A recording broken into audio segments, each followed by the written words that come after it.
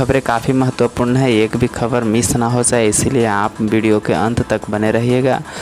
तो बिना टाइम गंवाए बढ़ते हैं अगली खबर की तरफ। तो ऑरेंज और ग्रीन जोन में इंडस्ट्री चलाने के लिए योगी सरकार बदल सकती है प्लानिंग।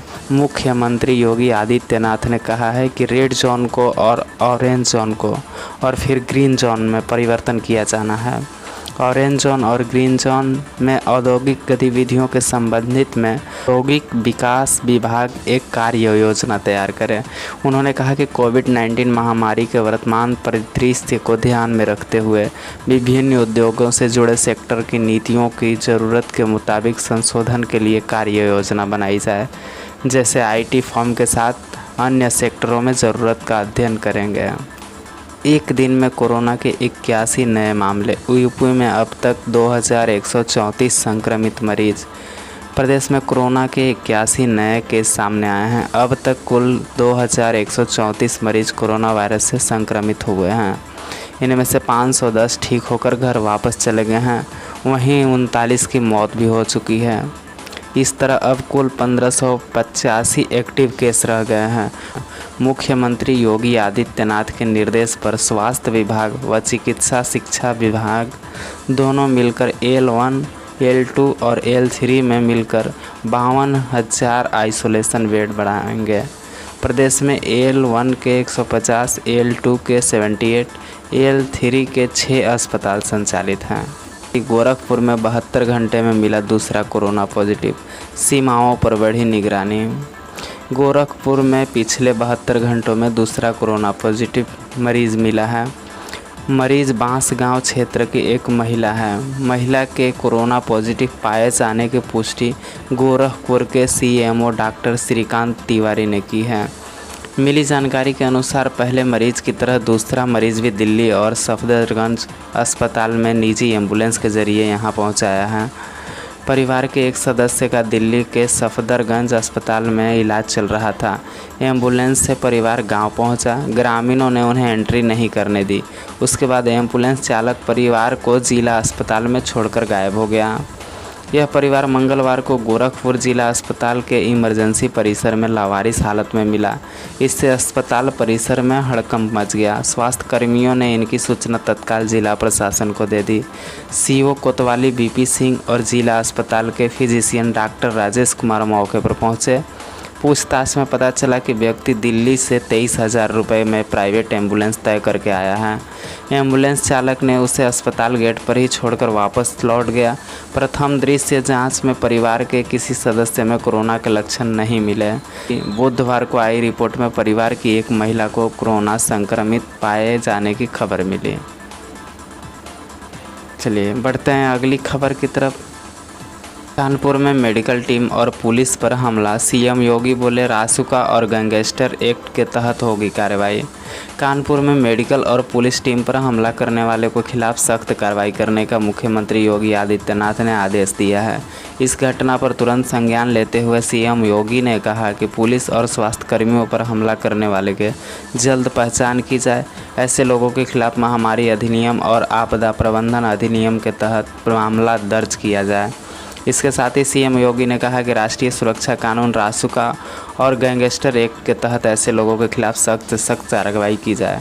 बता दें कि कानपुर के बजरिया थाना क्षेत्र में एक हॉटस्पॉट इलाके में पुलिस और मेडिकल टीम में 9 लोगों की क्वारंटाइन करने के लिए लेने गई थी। इसी दौरान मोहल्ले के लोग भड़क गए और पथराव शुरू कर दिया। बजरिया थाना क्षेत्र का मुन्नापुरा हॉटस्पॉट है। त्रिपुरारी पांडे ने बताया कि बजरिया के जुगनिया मोहल्ले में एक केस कोरोना पॉजिटिव आया है। रिपोर्ट आने के बाद स्वास्थ्य विभाग की टीम बुधवार दोपहर को उनके परिवार को 9 लोगों को क्वारंटाइन करने के लिए लेने गई थी। स्वास्थ्य विभाग ने टीम से निकलते ही भीड़ में मेडिकल टीम और पुलिस पर पथराव शुरू कर दिया। पुलिस ने मेडिकल टीम को वहां से किसी तरह सुरक्षित निकाल दिया है। चलिए एक और बहुत बड़ी मौसम विभाग की तरफ से अपडेट है। कल यूपी में आंधी बारिश के आसार। मौसम विभाग ने जारी किए पूर्वानुमान। एक दिन के अंतराल के बाद मौसम ने फिर करवट बदलना शुरू किया है। गुरुवार से 7 से 8 मई तक प्रदेश में विभिन्न अंचलों में आंधी पानी का सिलसिला रुक रुक कर जारी रहने का आसार बन रहे हैं। मौसम विभाग ने गुरुवार को पूरे प्रदेश में तेज़ आंधी और गरज चमक के साथ बारिश होने की चेतावनी जारी की है। मौसम निदेशक JP गुप्ता के अनुसार मौसम का यह नया बदलाव एक होने और उसके आगे बढ़ते हुए देश के उत्तरी राज्यों में आने की वजह से होगा। उन्होंने बताया कि एक हफ्ते के दौरान राज्य के विभिन्न अंचलों में 30 से 40 किलोमीटर प्रति घंटे की रफ्तार से तेज़ हवा चलेगी। रुक रुक कर हल्की से मध्यम बारिश होगी, कहीं कहीं ओलावृष्टि भी हो सकती है। मेरठ में एकाएक मरने लगे चमगादड़, जांच को भेजे गए सैंपल। कोरोना वायरस के दस्तक के बीच यूपी के मेरठ जिले के महरौली गांव में 2 दिन से लगातार चमगादड़ों की मौत होने से हड़कंप मच गया। मंगलवार को यहां 5 चमगादड़ मृत मिले थे, बुधवार को 3 और चमगादड़ मरे मिले। फिलहाल वन विभाग की टीम ने मृत चमगादड़ों का सैंपल ले लिए हैं। महरौली गांव में 2 दिन से तालाब के किनारे बड़े बड़े चमगादड़ मृत मिल रहे हैं। मंगलवार को मिले 5 मृत चमगादड़ों को ग्राम प्रधान गंगाराम ने मिट्टी में दबा दिया और इसे सामान्य घटना बताया था। बुधवार को फिर 3 बड़े चमगादड़ मरे मिले तो तालाब के किनारे लोगों का हुजूम उमड़ गया। ग्राम प्रधान ने DM को इसकी सूचना दी। इस पर वन और पशुपालन विभाग के अधिकारी मौके पर पहुंचे। पशु चिकित्सक महरौली के 3 मृत चमगादड़ों के सैंपल लिए हैं। वन विभाग के अफसरों का कहना था कि इतना विशालकाय चमगादड़ उन्होंने पहले कभी नहीं देखा। पशु चिकित्सा अधिकारी डॉक्टर अजय सिंह का कहना है कि सैंपल लिए हैं, जाँच कराई जाएगी। चलिए बढ़ते हैं अगली खबर की तरफ। यूपी में और सख्त होगा आपदा कानून, आएगा नया अध्यादेश।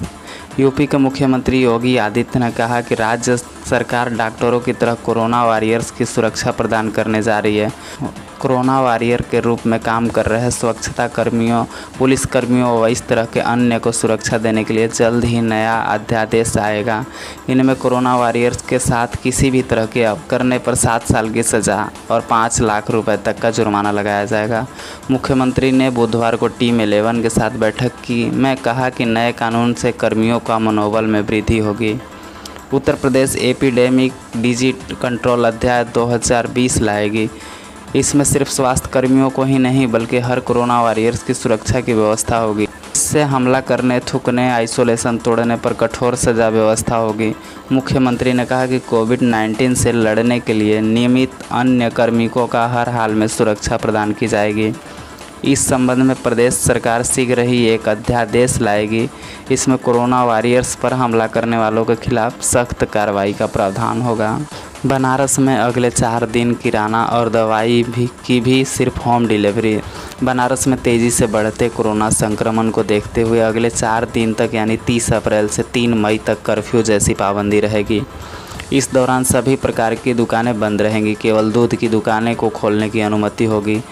यह दुकान भी केवल 1 घंटे सुबह 11 से 12 बजे के बीच खुलेगी। किराना, जनरल स्टोर और दवाइयों की दुकानें भी बंद रहेंगी। ऐसे में लोगों को कोई दिक्कत ना हो इसलिए होम डिलीवरी का इंतज़ाम किया गया है। प्रशासन ने 70 से ज़्यादा किराना दुकानों को जोड़ते हुए 1000 से ज़्यादा वाहनों के साथ होम डिलीवरी की शुरुआत की थी। होम डिलीवरी के लिए पहले से जारी पास पर ही दुकानदार डिलीवरी कर सकेंगे। अगर नए दुकानदार भी होम डिलीवरी करना चाहते हैं तो अपना नाम जुड़वाने के लिए जिला पूर्ति अधिकारी से संपर्क कर पास बनवा सकते हैं। कोरोना वार रूम की हेल्पलाइन नंबर 1077 पर भी संपर्क कर सकते हैं। दूध दुकानों को केवल थोड़ी राहत दी गई है। होम डिलीवरी के अलावा सभी रिटेल दुकान व रिटेल आउटलेट केवल सुबह 11 से 12 बजे के बीच खुले रहेंगे। इस दौरान दुकान का शटर डाउन करके दूध का क्रेट केवल बाहर रखकर बिक्री करेंगे। किसी अन्य वस्तु की बिक्री यदि करते पाए गए तो दुकान को सीज करा दिया जाएगा। प्रवासी मजदूरों के लिए वाराणसी के 760 स्कूलों का चयन, बनेंगे क्वारंटाइन सेंटर। दूसरे प्रांत से आने वाले प्रवासी मजदूर को ठहरने के लिए वाराणसी में 760 विद्यालय के आश्रय स्थल का क्वारंटाइन सेंटर बनाए जाएंगे। प्रत्येक ग्राम पंचायत में उन स्कूलों का चयन किया गया है जहां पर अन्य स्कूलों के मुकाबले अधिक सुविधाएं हैं। चयनित स्कूलों के प्रधानाध्यापक, शिक्षा मित्र और रसोइयों की जिम्मेदारी सौंपी गई है। इसके अलावा संबंधित ब्लॉक के खंड शिक्षा अधिकारी भी निगरानी करेंगे। शासन के निर्देश पर बेसिक शिक्षा विभाग ने तैयारियां शुरू कर दी है। चयनित स्कूलों की सूची जारी कर दी गई है। स्कूलों के प्रधानाध्यापकों की जिम्मेदारी होगी वहां साफ सफाई सुनिश्चित करें। बेसिक शिक्षा अधिकारी राकेश सिंह की ओर से सभी खंड शिक्षा अधिकारी को सूचना भेज दी गई है। ये वीडियो यहीं समाप्त होती है। उम्मीद है वीडियो आपको पसंद आई होगी। उत्तर प्रदेश के सभी बड़ी खबरों से अपडेट रहने के लिए हमारे चैनल को सब्सक्राइब ज़रूर करें और साथ में बेल आइकन भी प्रेस कर दें। धन्यवाद।